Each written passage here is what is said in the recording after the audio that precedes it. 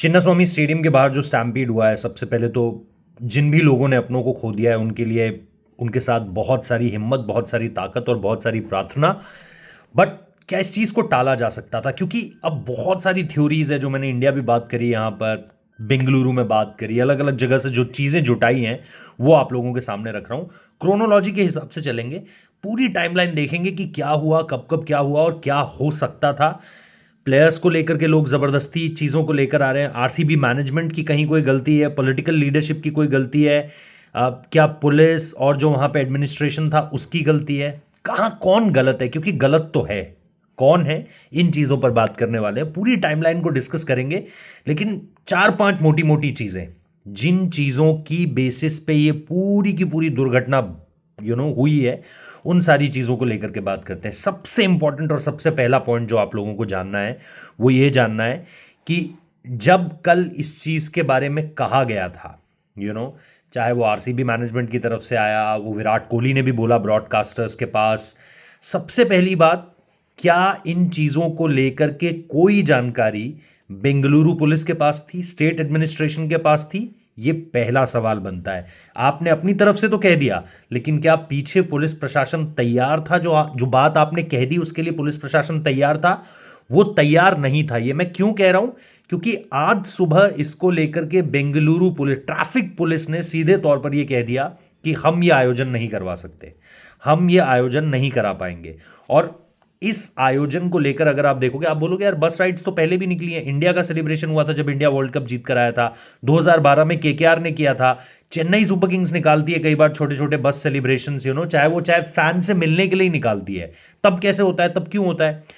तब इसलिए होता है, और जब जब हुआ है वो तब इसीलिए विदाउट एनी कैजुअलिटी हुआ है, क्योंकि आप एक नोटिस पहले से देते हो, आप वक्त देते हो लोगों को कि भाई इन सारी चीज़ों के बीच में, इन 2 दिनों में हमको ये करवाना है, अगले 48 आवर्स, अगले 72 आवर्स आप हमें दीजिए जिसमें हम ये सारी चीज़ें करा सकें।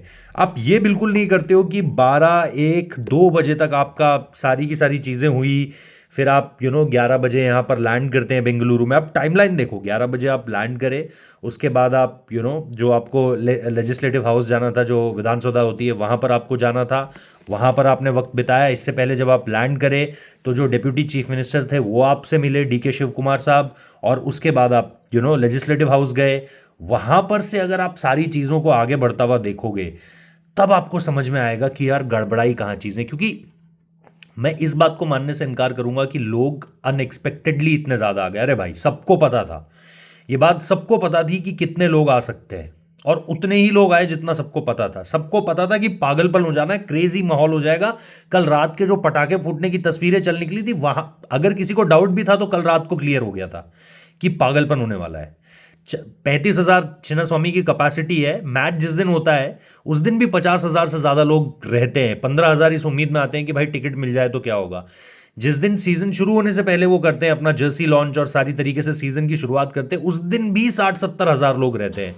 लेकिन इस बार तो सबको पता था कि एक बस राइड होगी, सेलिब्रेशंस होंगे, 18 साल के अंदर ये मौका आया है, 17 साल बाद ट्रॉफी जीती है। तो ये कहना कि हमें पता नहीं था, ये बड़ा मतलब ऐसी बात है जिस पे यकीन नहीं किया जा सकता, टू बी रियल। क्योंकि हमें पता है, आपको तो पता होना ही चाहिए था, क्योंकि आप लोग तो सालों साल से ये चीज़ ऑर्गेनाइज करा रहे हो वहाँ पे, और आप लोगों को पता है क्या होता है, कैसे होता है।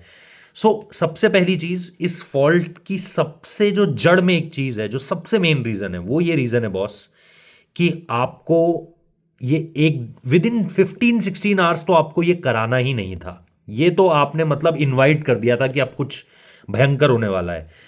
इसके बाद जो दूसरी सबसे इंपॉर्टेंट चीज़ है, वो जो रास्ता है, अगर आप एमजी रोड से अंबेडकर रोड देखोगे, उस रास्ते को अगर आप देखोगे तो वो सबसे चोक्ड वाला रास्ता है। मतलब वो बहुत चोक रहता है, जैम पैक्ड रहता है। और उस रास्ते के अलावा अगर आप कोई ऑल्टरनेट देते, वो 1.8 किलोमीटर का रास्ता है, लेकिन सबसे बिजी, मतलब busiest routes, one of the busiest routes अगर आप आरसीबी बेंगलुरु में देखोगे। तीसरी चीज, आप इस इवेंट को किसी और जगह भी करा सकते थे, किसी बड़ी जगह भी करा सकते थे। मैं समझता हूं चिन्नास्वामी की महत्वता क्या है, इंपॉर्टेंस क्या है, बट क्योंकि आपको पता था क्राउड आउट ऑफ रीच होने वाला है, एडमिनिस्ट्रेशन के पास वक्त नहीं था इन सारी चीज़ों को मैनेज करने का, तो ये चीज़ें हो सकती थी। प्लस मेरी सबसे बड़ी शिकायत आरसीबी मैनेजमेंट से सिर्फ एक है कि जैसे ही आपको ये पता चला था कि बाहर कुछ ऐसा हो गया है जब पहली खबर आपके पास आई थी? और मैं ये मानने से इनकार करता हूं कि प्लेयर्स के पास मैं मान सकता हूं फोन्स नहीं होंगे यार, कई बार आप मैच नहीं खेल रहे थे वो मैं मानता हूं, लेकिन जरूरी नहीं है कि आप हर जगह फोन कैरी करोगे या आप 24 घंटे देखते रहोगे ट्विटर पे क्या चल रहा है, इंस्टाग्राम, अरे क्या फर्क पड़ता है उनको, उन्होंने ट्रॉफी जीती है, सामने सेलिब्रेशन चल रहा है, जरूरी नहीं है कि उनको पता हो, मैं मान सकता हूं इस बात को। बट मैनेजमेंट में किसी को नहीं पता होगा, सायरन की आवाज अंदर आ रही है जो लोग वहां पर थे, एम्बुलेंस के सायरन चल रहे हैं, लोग अंदर आ रहे हैं जो स्टैम्पीड में घायल हो चुके हैं बुरी तरीके से, वो तक अंदर आ रहे हैं, लेकिन ये चीज बिल्कुल यकीन से बाहर है कि इस तरह की कोई घटना भी हो सकती है। So at this point of time मैं यही कहूंगा, दिस इज अनथिंकेबल। और इतनी सारी गलतियां एक साथ कैसे की जा सकती हैं? Question mark. बाकी आप लोग बताओ कमेंट बॉक्स में।